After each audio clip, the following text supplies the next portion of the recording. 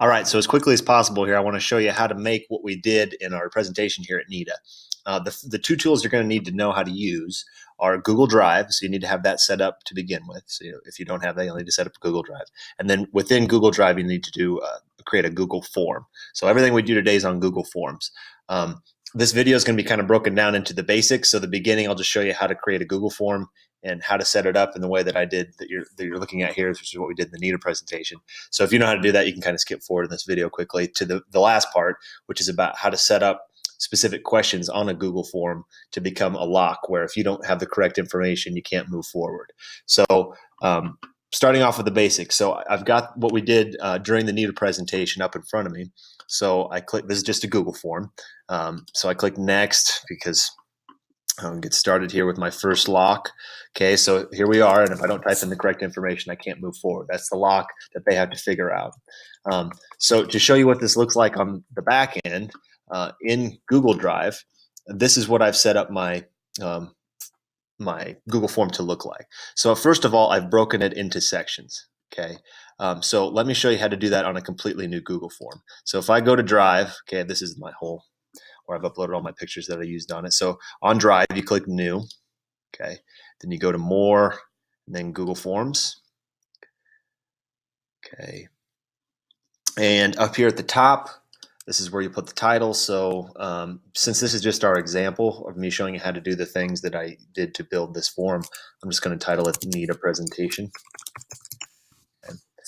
And then in order to get it, you know how when we first started, I clicked next, and then it came to this step. What you have to do is set it up like you're seeing here, where you've got section 1, section 2. Okay, that's how you have to do it. So you have to click this button, this with the 2 lines here on the right. Click next section, and now I've broken it into sections.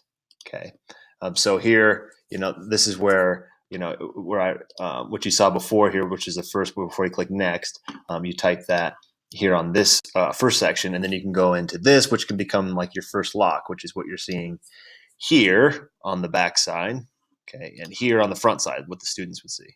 Okay, so just as a mock question here, we'll go, what is the answer?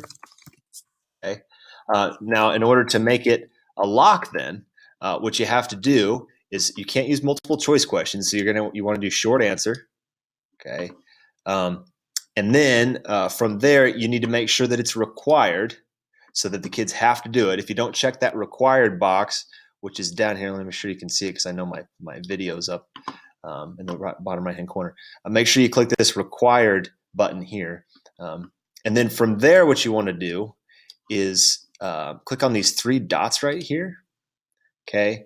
And then do data validation. That's what's going to turn your question into a lock.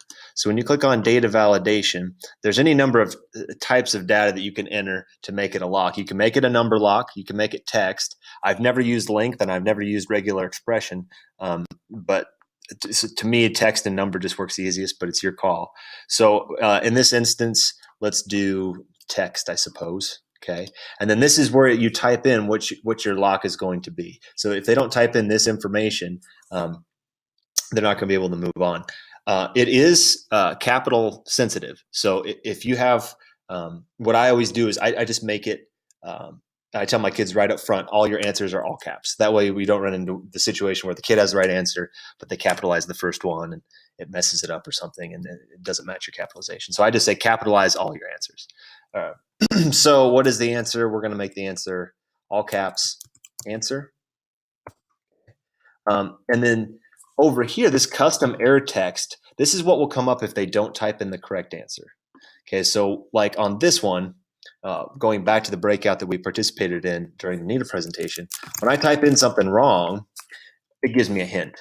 Okay, you don't have to enter a hint there. I think it's a good way to build in a hint, but that's when you see that is the custom error text here. Okay, so since this is just a really basic example, and this is where you can get creative with it, but just for simplicity's sake here, it is what you do with a question. So then if I go to, if I click this preview button up here, I can kind of see what I'm building, and kind of see the front end. So notice that there's this is not required, so I can just click next, okay, and move forward.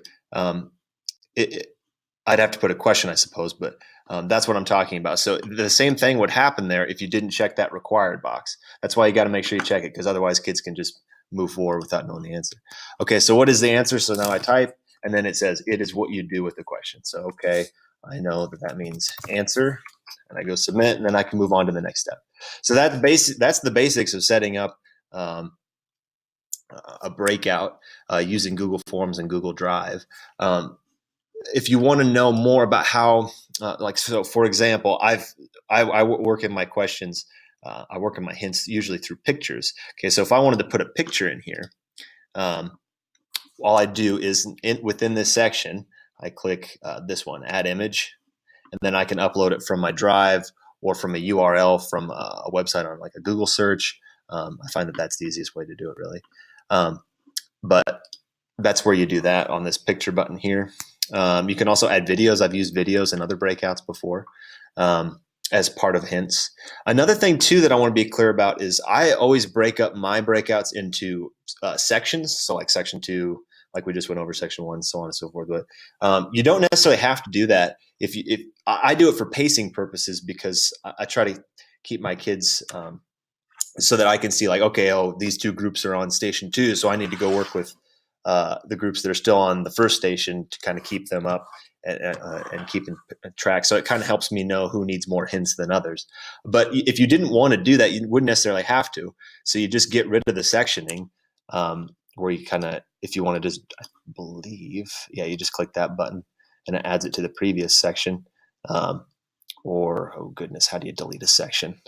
Put me on the spot. I think you just go here and click delete selection. And then if I put everything here, if I put all my questions in one here, then the kids, if I made them all required, they would have to get all of the questions correct before they could move forward. And the advantage of that would be you could have multiple kids working on multiple different questions at one time. So there are advantages to breaking it into sections or leaving it whole, but it's kind of your call as the teacher. Aside from that, I think that's about it. The tough part for me, when I found that when you're building a breakout, is coming up with the clues. So we've tried to include some inspiration for you to get you started. If you check back on our presentation that we've linked you to at NETA, on the last slide, there's some different communities of folks that are building digital breakouts that will do a much better job of giving you clues than I do. But I've also linked some of the breakouts that I've done there as well. So I hope this was helpful to you. If you have questions, feel free to email me. My email is asparks@milfordpublicschools.org. It's also if you're watching this on YouTube, it's in the box below this video. So thanks for watching. I hope you got something out of the presentation.